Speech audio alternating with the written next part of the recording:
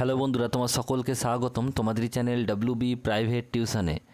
আজকের এই ভিডিওতে আমরা ক্লাস 9-এর একটি স্কুলের প্রথম ইউনিট টেস্টের প্রশ্নপত্র নিয়ে আজকের এই ভিডিওতে আলোচনা করব।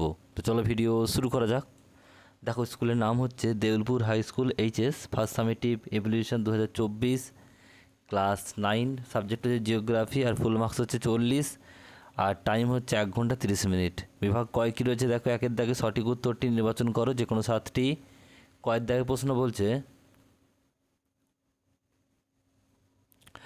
একেরটা কয়ের দাগে প্রশ্ন বলছে পৃথিবীকে চ্যাপ্টা ও সমতল ভেবে প্রথম পৃথিবীর মানচিত্র তৈরি করেন।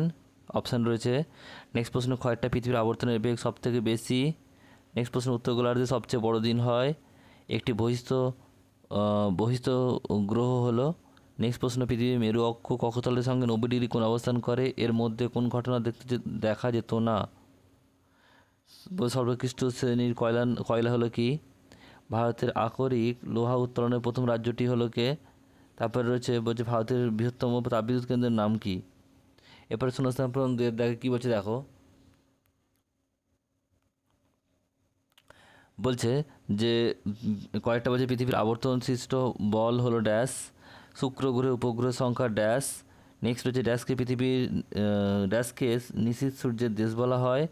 ড্যাশ হলো সম্পদের প্রকৃত জননী।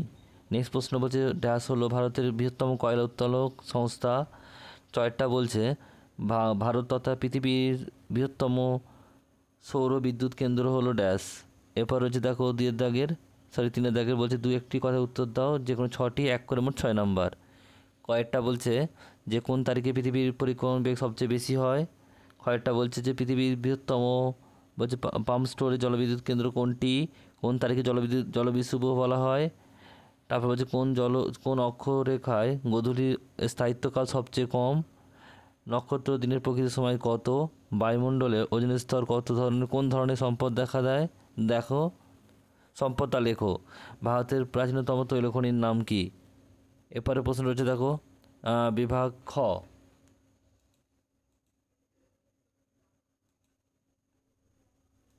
নেক্সট প্রশ্ন দেখো, ক্ষয় দেখে কী বলছে, কয়েকটা ছায়াবৃত্ত কাকে বলে। কয়েকটা বলছে অপসর অবস্থান কাকে বলে। কয়েকটা বলছে অবরুদ্ধ প্রবাহমান সম্পদ কাকে বলে। পশ্চিমবঙ্গের 2টি কয়লা খনির নাম লেখো। এবার 5 দাগের প্রশ্ন, কয়েকটা বলছে সূর্যরশ্মির পতন কোণের পার্থক্যের জন্য কীভাবে ঋতু পরিবর্তন হয়। অথবা প্রশ্ন বলছে যে দক্ষিণ মেরু তুলনায় উত্তর মেরুতে সূর্যকে একটানা 7 দিন দেখা যায় কেন। পরে প্রশ্ন, কয়েকটা বলছে গুচ্ছিত ও অফুরন্ত সম্পদের পার্থক্য লেখো। এর সঙ্গে রয়েছে অথবা প্রশ্ন বলছে অপ্রচলিত শক্তির অসুবিধাগুলি লেখো। 6 দাগের প্রশ্ন বলছে দেখো কয়েকটা যে কোনো এখানে মোট 2টি প্রশ্ন, 5 করে 10 নাম্বার। দেখো কি বলছে, কয়েকটা বলছে পৃথিবীর অভিগত গোলীয় আকৃতির ধারণার সপক্ষে 3টি প্রমাণ লেখো। অথবা প্রশ্ন রয়েছে দেখো আবর্তন গতির ফলাফলগুলি লেখো। কয়েক দাগে বলছে আকরিক লোহা শ্রেণীবিভাগ করো, কয়লার 2টি ব্যবহার লেখো। অথবা রয়েছে জলবিদ্যুৎ উৎপাদন ভৌগোলিক পরিবেশগুলি লেখো 5টি।